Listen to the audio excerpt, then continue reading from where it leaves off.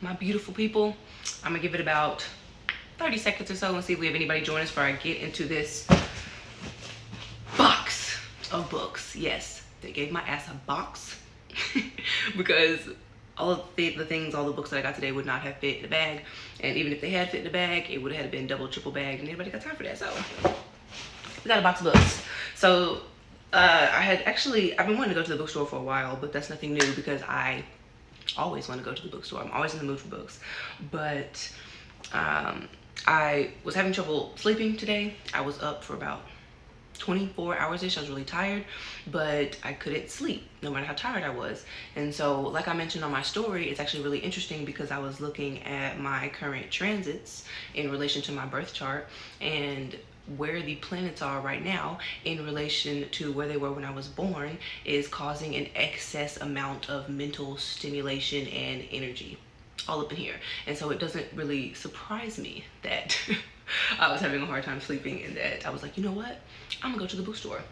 And I'm glad that I went because I got some amazing things. Like I hate that I can't read 15 books at once because if I could, I definitely would, but we'll do it one at a time. So let's see.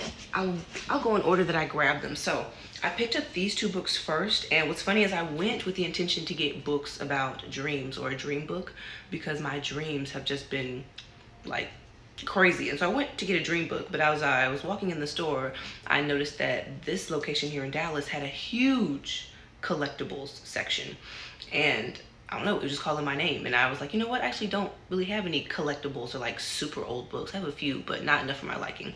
And so this book, it's called What Books Can Do For You by Jessie Lee Bennett. But I think what's super cool is it has like this ancient handwriting in it. And this book came out in 1924. So this book is almost 100 years old.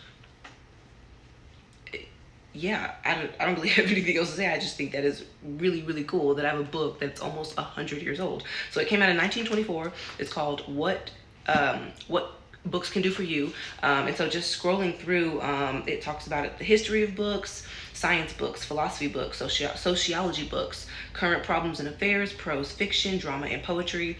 And so I think it just discusses the different types of books, the different genres of books, and how those books have affected us or what they can do for us. But again, almost 100 years old, only $5. Come on now. The second book I grabbed was Elements of Philosophy. This is another really old book. This book is from 1953. So this book is about 70 years old. I love philosophy.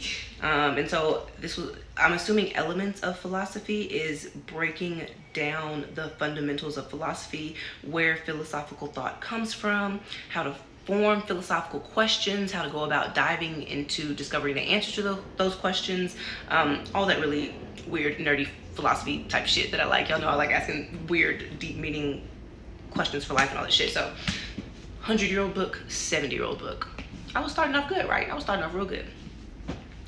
Let's see. Up next, I think I grabbed, let's see. I think it was this one. So this one's called Unstuck. Unstuck by James Gordon, Your Guide to the 7-Stage Journey Out of Depression. I got this because as I was scrolling through it and reading some of the passages, there were some just really beautiful things that were said in here, and some things that I know I need to hear, and hopefully I'll be able to share some of this information with you guys as I go along. But getting a book on depression is tough because nobody really likes to come to terms with or think about the fact that they have depression or are depressed, because we typically run away from those thoughts or we beat ourselves up for feeling that way. But I've noticed that recently, me kind of suppressing my feelings and suppressing those emotions that I'm feeling have only made them stronger. And they've only been allowed to express themselves in ways that I have no control over because I haven't had any desire to try to control them or get to know them. So, not saying that I want to be depressed forever. That's not what I'm saying. But I'm looking forward to reading what his 7 steps are, or what his 7 phases, or the 7-stage journey to breaking through that destructive and depressed thought pattern. So, bam, we got Unstuck by James Gordon.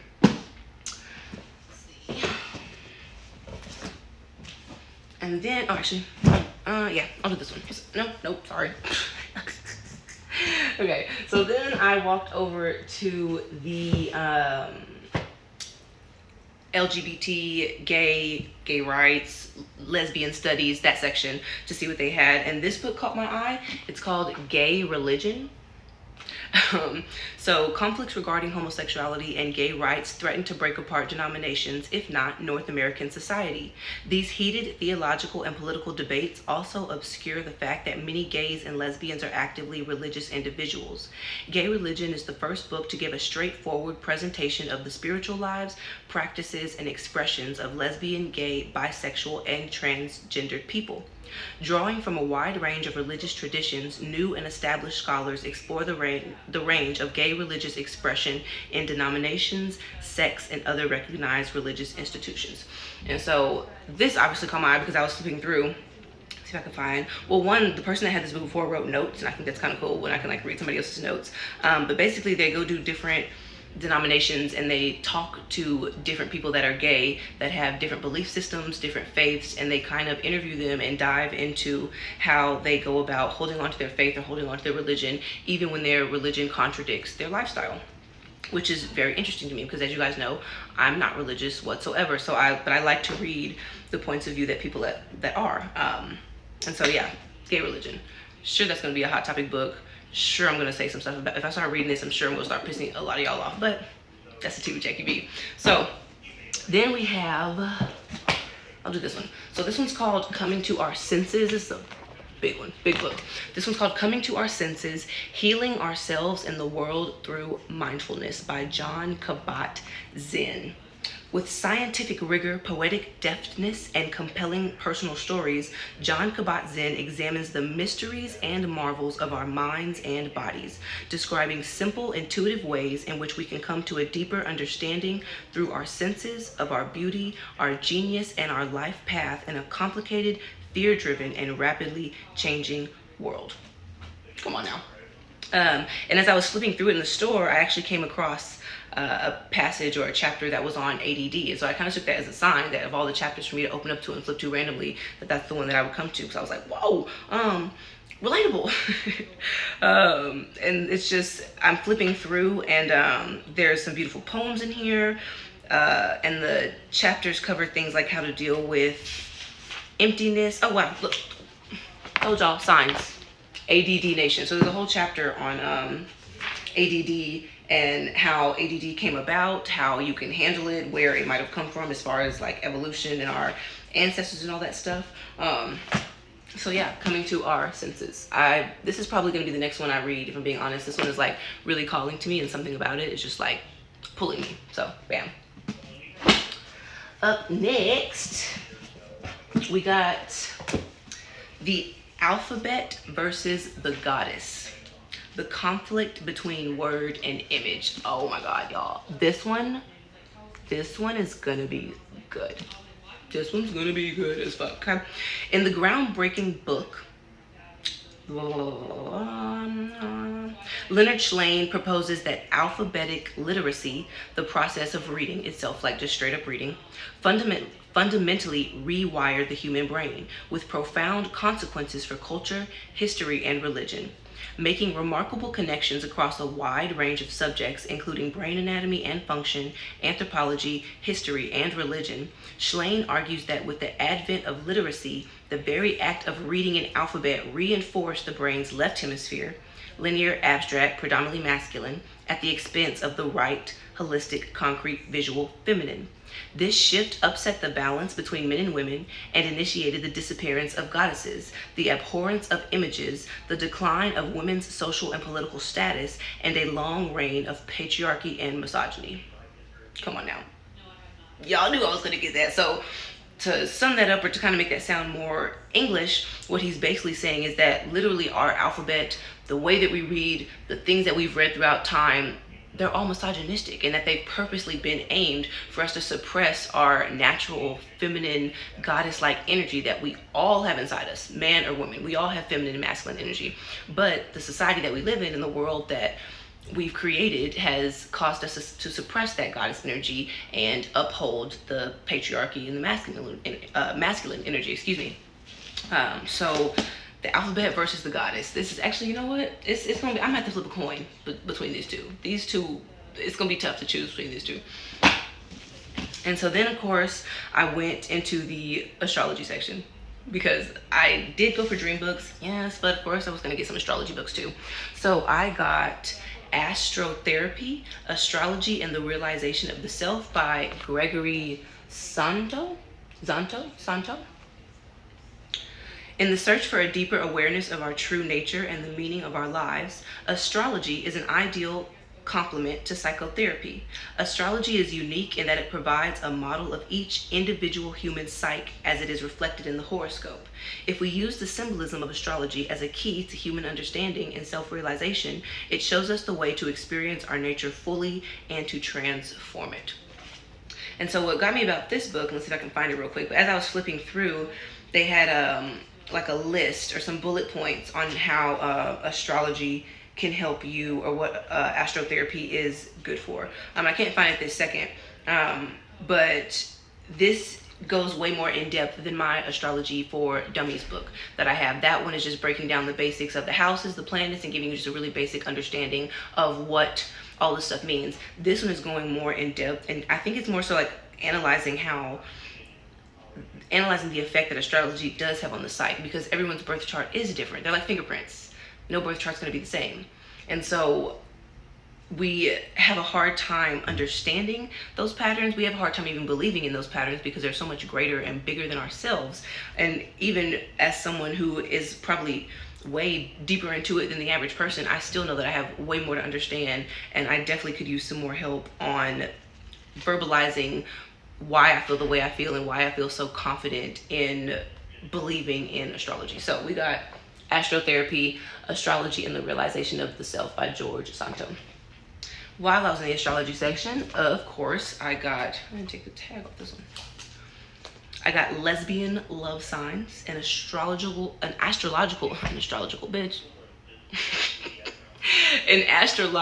guide for women loving women. And so I already have an astrology book for lesbians, and it's like a compatible. Wow, my words are Mercury retrograde. Stop doing that. I have a book that already talks about the compatibility between lesbians and their signs and stuff like that, but you can never have too many, and this one was only $5.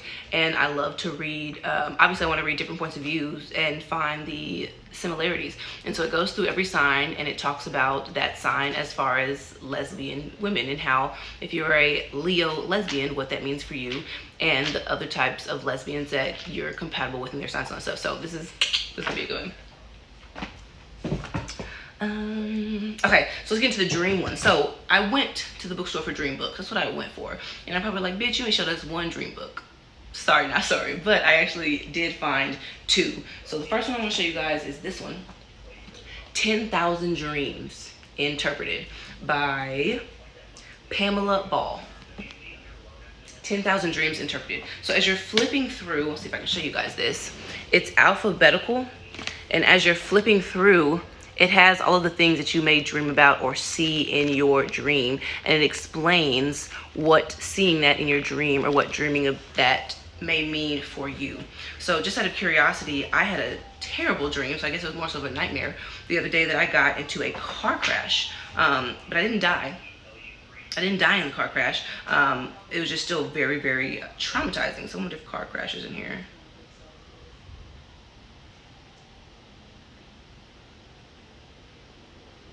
Okay, car crash is, car. A crash. A crashing vehicle suggests fear of failure in life. Don't do that.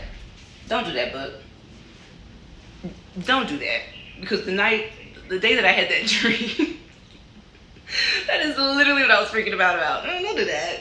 don't do that. Okay, actually, okay. And the night before that, I had a dream that I cut my hair. Like I went in the bathroom. I was at Hogwarts, and so I left my class at Hogwarts to go in the bathroom. I separated my hair into like 8 or 9 really uneven, fucked up ponytails, and just took some scissors and just started fucking going at it. Like just started cutting. And it was kind of cute. Not gonna lie, it wasn't perfect, but like I kind of know what I would look like with no hair now, and I didn't totally hate it. So let's see. I'm sure hair is gonna be in here. Maybe not though. Let's see. Hair.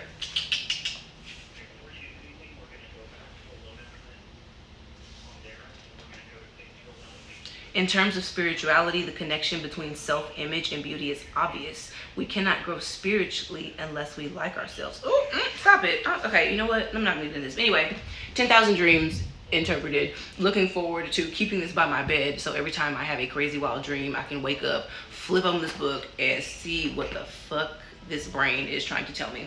So I did get, like I said, I did get some actual dream books. I got this one, and then I got this one. This one is called Teach Yourself to Dream by David Fontana. So Teach Yourself to Dream, a practical guide. This one really caught my eye because the first page that I opened up to was this one.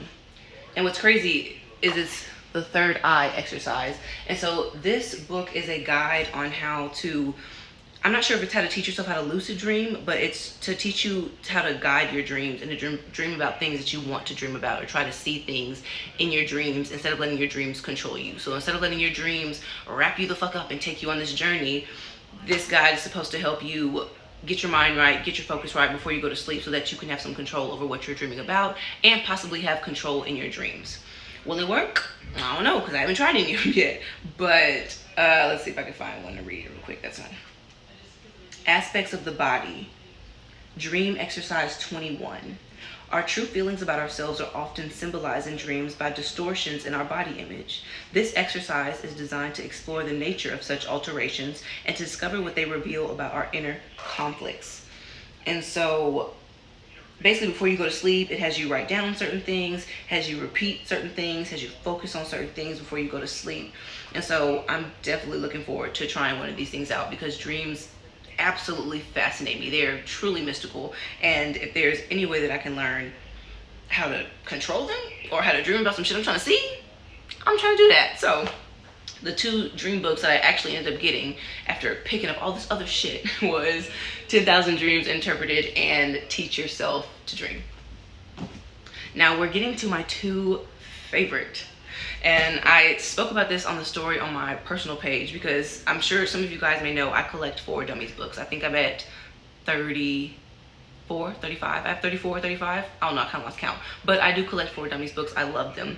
And whenever I go to the store, if I see one that has a subject that interests me, or that I'm like, they have a book on that, I grab it. But y'all, this one takes the cake. And had I known that they even had a book on this, I would have looked it up and probably bought it. I wouldn't have even waited to come across it. But I think that it was meant for me to just come across it, and especially on all days, it was definitely meant for me to come across it today. So drum roll, please. Y'all, Spirituality for Dummies. Are you kidding me? Are you kidding me? They have a Spirituality for Dummies, and not only that, it comes with a CD. It comes with a CD with like relaxing music and shit. Like, are you, what? Spirituality for Dummies. And so this is definitely gonna be the next For Dummies book that I pick up and go through and read, because I finished Astrology for Dummies, and that's what started this whole kind of like astrologist journey that I'm on, because that book was amazing and taught me so much. And although I definitely consider myself a spiritual person, and I've been on my spiritual awakening, spiritual journey for some time now, you can never know everything, or you can never know too much, or you can never know enough. And so I already know that this book is going to present so many amazing ideas to me, and it's going to teach me so many cool things to say, so many cool things to think about, and so many cool things to share with you guys. And so this is definitely my favorite For Dummies book that I have collected to this day. Cannot wait to pop this bad boy open. last but not least, I saved the biggest book for last, and I saved the most expensive book for last because it's at the bottom of the box. But I was laughing when I picked up this book and I put it in my basket because I was like, I'm crazy. Like, I'm a lunatic, but I am free. Let me take the tag off so y'all can see the full. And I say it was the most expensive, but it was only $16. So, I mean, it wasn't super expensive, but the most expensive out of the bunch. So I got this bad boy. Ooh. The Secret Language of Relationships. Your complete personality guide to any relationship with anyone. Like I said, I'm crazy. So what that means is, when you open up the book, they have this large, in-depth table. And what you do is you pick the birthday of the first person. So let's say I was gonna do me and my girlfriend, for example. You pick the birthday of the first person. So September 17th is in this thing, is in this column or row, whatever. And then you go down to find the birthday of the other person, and it tells you like what page to go to for that information. And so just to do one for example, let's say I was born on February 5th. So I would go here, I would go down, let's see, I'm trying to see if I would be compatible with someone whose birthday's in August 11th. So bam, that's on page 596. So I would go to page 596, you know, scroll, whatever, and I would read the passage on my relationship with that person that's like in that chunk of time. And it gives you your strengths, your weaknesses, what you're best at, what you're worst at. It gives you an example of a couple or partnership that also shared those dates, because it's not just romantic relationships, it's relationships in general. So friendships, marriages, relationships, co-workers, boss, employee, whatever it may be. Compare your birthdays and find the shit out. So like I said, I'm crazy because I'm about to be analyzing every single relationship I have with everybody. So if you get a text from me and I'm like, hey, your birthday's this, right? That's what I'm doing. I'm finna check the status of our relationship. So yeah, that was my book haul for today. And as you guys can see, it was absolutely amazing. So I'll go through them really quick before I hop off, just in case anybody needs to write it down, take a screenshot. So we've got The Secret Language of Relationships by Gary Goldschneider. Fancy. Gary Goldschneider and Juiced Elfers. What a name. So yeah. Oh yeah. Holy shit. So I have The Secret Language of Birthdays. No wonder this looks so similar. Yeah, okay. So I have The Secret Language of Birthdays, where it goes through every single day and every single birthday and tells you everything you know about that day. So these are the same people that wrote that. Except now they're just doing a relationship. So, that made me happy. So we've got The Secret Language of Relationships. We've got Spirituality for Dummies. We've got 10,000 Dreams Interpreted, along with Teach Yourself to Dream. We've got Astrotherapy, Astrology and the Realization of the Self, along with Lesbian Love Signs and why do I keep wanting to say astrological? That's not a word, god damn it. An astrological guide, astrological. An astrological guide for women loving women. The Alphabet versus the Goddess. Coming to Our Senses, Healing Ourselves and the World Through Mindfulness. Gay Religion. I can't wait to read this. This is gonna be good as fuck. Unstuck, Your Guide to the 7-Stage Journey Out of Depression. What Books Can Do for You. And remember, this is like one of my favorites that I got today because this book is almost 100 years old. This book came out in 1924. And look, I mean, like, first of all, let me be careful with this because I do not, this book is 100 years old, so I need to chill. I want you guys to look at this handwriting. And it literally says 1924. Like, someone gifted this book to somebody almost 100 years ago. And now it's in my hands. That's so cool. Which one? The second to last one? One more time. Which one? Which one, sis? Unstuck? Gay Religion? Coming to Our Senses? The Alphabet versus Goddess? Which one? Is it one of those? Let me know. I'll show it to you again. And then we have Elements of Philosophy. And this is another one that's really old. This one came out in 1954. So this book is about 70-ish years old. Yeah, so I got my 2 collectibles. I got my two gay books. I got 2 dream books. This is the one, The Alphabet versus the Goddess. The conflict between word and image. Oh my God, this one's gonna be so good. I'm either gonna read this one next or this one next. I'm not sure. But this one basically discusses how, I don't know if you were here earlier when I was talking about it, but this one discusses how the alphabet, the way that we read, text that society was kind of built upon, was meant to suppress our feminine goddess energy that we all have. Men and women, we all have feminine goddess energy, just like we all have masculine energy. But unfortunately, our society has built us to suppress that energy so that we can uphold the patriarchy and masculine energy. So this book discusses that. So it's gonna be a good one. Right, coming to our senses. I got my spirituality book. I just got some good stuff, y'all. Like, I'm really excited. I'm definitely gonna be reading tonight. I won't be able to read too much because I have a shit ton of birth charts that I still need to do or start working on. And thank you to everyone who has reached out to me for that, by the way. It really means a lot to me. I really I'm loving the support. I'm feeling the vibes. I'm here for it. But yeah, those are my books for the day. And you guys know that as I read them, as I go through them, as I take notes, as I finish them, all that good stuff, as usual, I will always be sharing pictures. I'll post pictures of like the parts I underline. I'll post pictures of pages, and once I'm done, I'll share the book as a whole. But yeah, I'm really excited. I got an amazing haul today and I'm feeling good. I'm feeling the mental juices. It's flowing. They're flowing. But yeah, if you guys have any questions, comments, I will be sharing this live video, so you guys are more than welcome to go back and watch it to get a better idea of some of the books, to take pictures, to have me go through and talk about them again.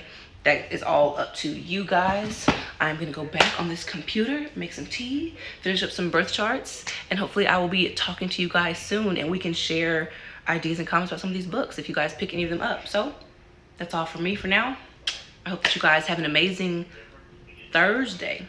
Oh, I hope it's Thursday because I'm not taking that back. Hope you guys have an amazing Thursday. And yeah, that's the tea with Jackie B. Y'all have a good one.